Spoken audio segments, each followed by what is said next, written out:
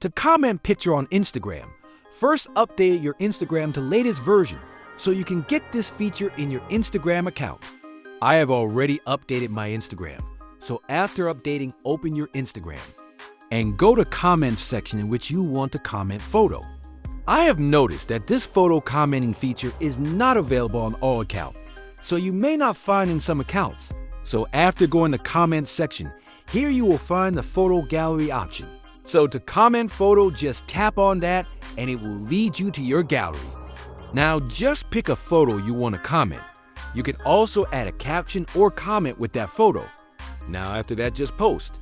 Now if you changed your mind and want to delete the photo you posted, then just hold on to the free space next to the photo and then you will get the option to delete.